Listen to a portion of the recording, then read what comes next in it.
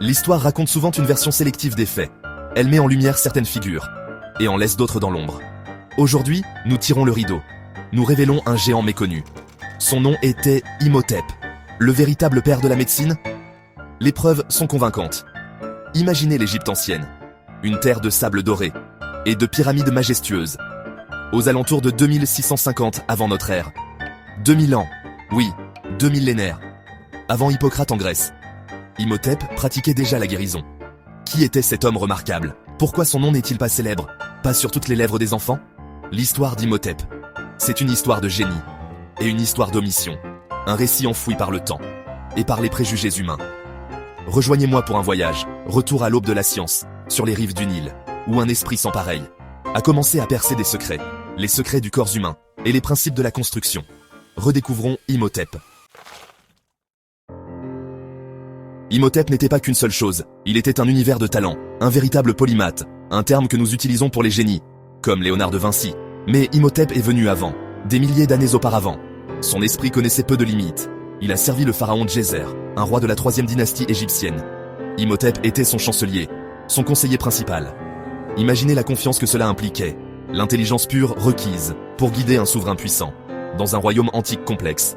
Il était aussi grand prêtre, à Héliopolis, la cité du soleil. Cela signifiait qu'il était un chef spirituel, un gardien du savoir sacré.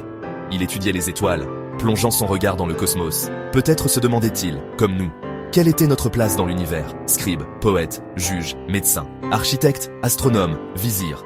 La liste de ses rôles est longue, chacun témoigne de son talent, de sa capacité d'apprentissage et de son dévouement au service. Imhotep était un maître, dans de nombreuses disciplines diverses. Concentrons-nous sur la médecine. C'est là qu'Imhotep brille véritablement. Bien avant le grec Hippocrate, souvent appelé le père de la médecine. Imhotep diagnostiquait les maladies. Il traitait les affections. Il innovait dans les pratiques médicales, au cœur de l'Afrique.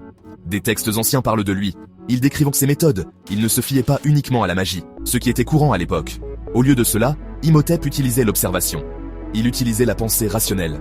Il examinait ses patients avec soin. Une approche véritablement scientifique. On lui attribue l'identification et le traitement de plus de 200 maladies. Un nombre stupéfiant pour son époque. De la tuberculose au calcul biliaire, l'appendicite et la goutte.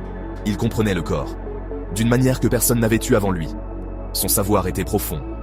Alors pourquoi Hippocrate? Pourquoi est-ce son nom qui est connu de tous? Nous explorerons cela plus tard. Pour l'instant, retenez ceci. Imhotep a posé les fondations. Il a établi une tradition d'investigation médicale empirique, un véritable pionnier de la médecine. Section 5. Architecte de l'éternité, la pyramide à degrés de Djéser. Le génie d'Imhotep ne se limitait pas au domaine de la médecine. Il était aussi un architecte, un bâtisseur à la vision monumentale. Sa création la plus célèbre, la pyramide à degrés de Saqqara, construite pour son pharaon, Djéser. Une révolution de pierre.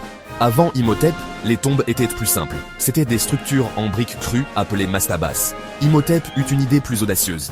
Il décida d'utiliser la pierre. Pas seulement un peu de pierre, mais de construire entièrement en pierre à une échelle jamais vue auparavant. Gap 2S. Il empila 6 mastabas, l'un sur l'autre, chacun plus petit que celui du dessous, créant une structure en terrasse, un escalier vers les cieux. Ce fut la première pyramide, le tout premier bâtiment colossal, entièrement fait de blocs de pierre. Cette pyramide n'était pas seulement une tombe, c'était un complexe, avec des temples, des cours et des sanctuaires, tous conçus par Imhotep. Elle a changé l'architecture pour toujours, elle a préparé le terrain pour Gizeh et les autres grandes pyramides, un héritage gravé dans la pierre. Section 6. Murmure de sagesse. Imhotep, le philosophe et le sage. Au-delà de la médecine et de la construction, Imhotep était connu pour sa sagesse. Il était un philosophe, un sage. Ses paroles étaient précieuses. Ses enseignements transmis à travers les générations d'Égyptiens. Il offrait des conseils sur la vie, sur la morale, sur la justice. Son impact fut si grand que des siècles après sa mort, Imhotep fut déifié. Il devint un dieu, le dieu de la médecine et de la guérison, vénéré par les Égyptiens. Les pèlerins affluaient vers ses temples, espérant cures et sagesse. Plus tard, les Grecs anciens, qui apprirent tant de l'Égypte, identifièrent Imhotep à leur propre dieu de la médecine, Asclépios. Cela montre sa renommée durable. Sa réputation a traversé les cultures. Sa sagesse a résonné à travers les âges. Bien que nombre de ses écrits, ses textes philosophiques, soient perdus, sa réputation en dit long. Il était plus qu'un homme compétent. Il était une source d'inspiration, un penseur qui a façonné la vie éthique et intellectuelle de toute une civilisation. Section 7. Les ombres de l'histoire. Pourquoi Imhotep a-t-il été oublié? Si Imhotep était si grand, médecin, architecte, sage, pourquoi n'est-il pas largement connu? Pourquoi Hippocrate est-il le nom que nous apprenons? La réponse est dérangeante. Elle réside dans les préjugés historiques et la manière dont les histoires sont racontées et répétées, ou réduites au silence. Pendant des siècles, l'histoire a été écrite principalement d'un point de vue européen. C'est ce qu'on appelle souvent l'eurocentrisme. Elle avait tendance à glorifier les réalisations de la Grèce et de Rome comme berceau de la pensée occidentale, tout en minimisant ou ignorant souvent d'autres civilisations. L'Égypte ancienne était africaine, une civilisation puissante et innovante. Ses contributions furent immenses, mais elles furent souvent minimisées, voire attribuées à une influence extérieure. Le récit était contrôlé par ceux qui écrivaient les livres d'histoire et élaboraient les programmes scolaires. De plus, beaucoup de savoirs ont été perdus. La grande bibliothèque d'Alexandrie, dépositaire de la sagesse antique, a brûlé plus d'une fois. D'innombrables papyrus, renfermant les secrets de la science et de la philosophie égyptienne, sont tombés en poussière ou ont été volés, réduisant au silence des voix comme celle d'Imhotep. Section 8. Se réapproprier le récit. Restaurer l'héritage d'Imhotep. Mais l'histoire n'est pas statique. Elle peut être réexaminée.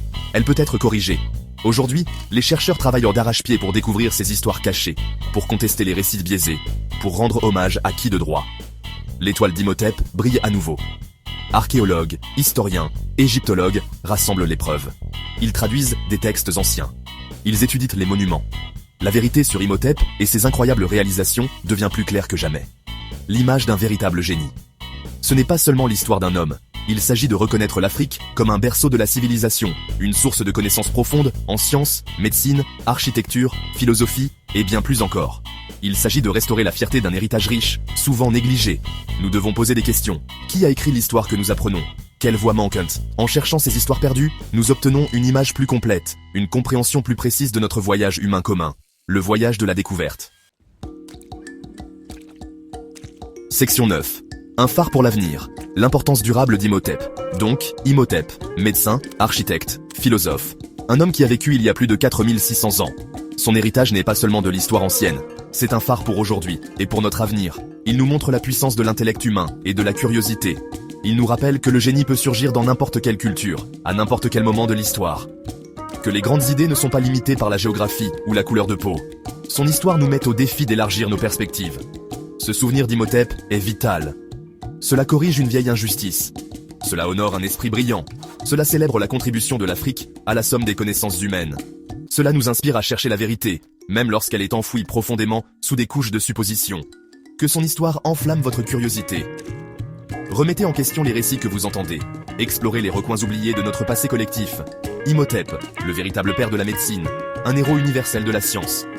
Sa lumière, autrefois obscurcie par l'histoire, brille maintenant intensément pour tous.